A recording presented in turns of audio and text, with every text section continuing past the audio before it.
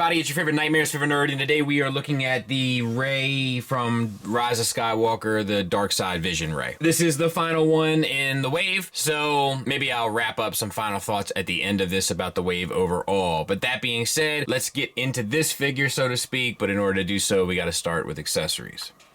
And you get her double-bladed lightsaber. It's, the pegs do come out,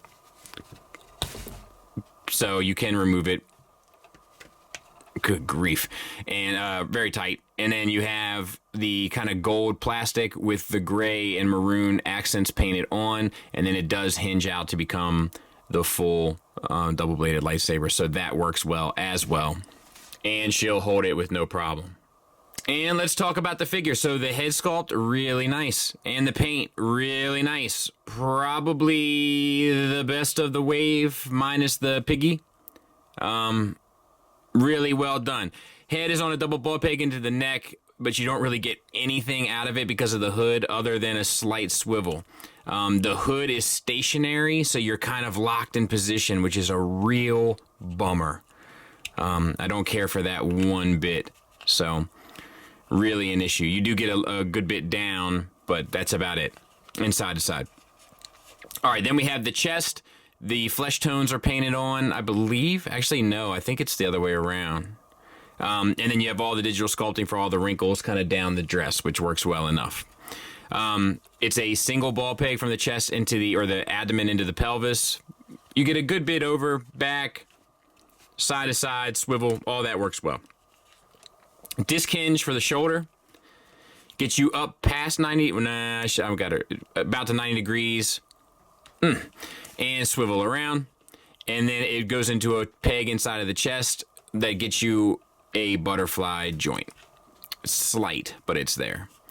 Single hinge elbow on a really nicely proportioned arm, I might add, and a wrist and a bicep swivel there as well. So that works. Wrist swivel, hinge in out on this hand as well, so done identically. Then we have the pants and underneath, which are interesting. You don't really get to really see this, design in the movie. It's all dark and everything else. So it's just a bunch of rags, like a mummy. You get her legs out to the side to there, on T-jointed ball joints, and forward and back to there. So that all works well. Thigh swivel at a cut joint. The knees are done in the new way. Get you a little bit past 90 degrees, but doesn't look the best. Good thing you got this plastic flap to go over top of it. And then the ankles, you get nothing really for a tilt up. You do get a tilt down, and you get a rocker where it pegs in.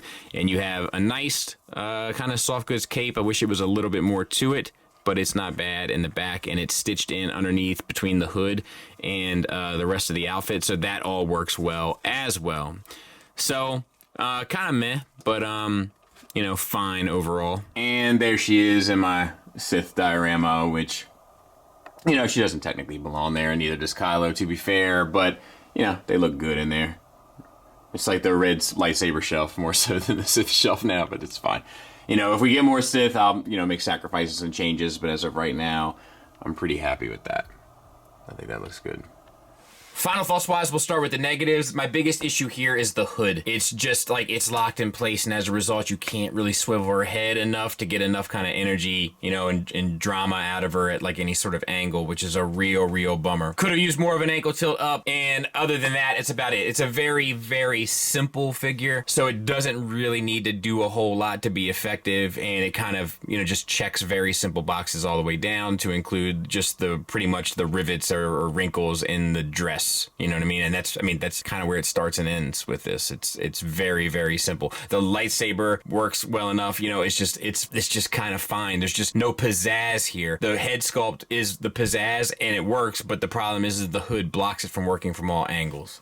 Positives-wise, the head sculpt is money. The lightsaber works really well. The paint on the face looks great. The sculpted details do work and do look good across the board, so there's no issues there. It's well articulated. Did I say that? I'm not sure. I like the integration of soft plastic, soft goods, and regular plastic. So, it's a fine enough figure, but that's kind of where it starts and ends. It's kind of fine. This wave overall is decent. Couple misses on the head sculpts and couple lack of detail paint when the figures really lended themselves to it. All those Mandalorians should have been super super weathered, at least their boots and stuff. So a lot of like missed opportunities there, but a lot of great sculpt work across the board, a lot of good articulation across the board, and a lot of good face paint across the board, and then some hits and misses in regards to face sculpts. But yeah, a pretty solid wave, honestly, overall. So of some of my least favorite kind of Star Wars stories, you know, like I'm not crazy about The Mandalorian, and I hate Episode 9. Well, hate is a strong word, but I don't care. I hate it as much as I can hate anything Star Wars. You know, I'm not crazy about either. So for them to make figures of those, nothing but those two kind of elements of Star Wars, and me to enjoy all of them to some degree, says something about the quality of them. So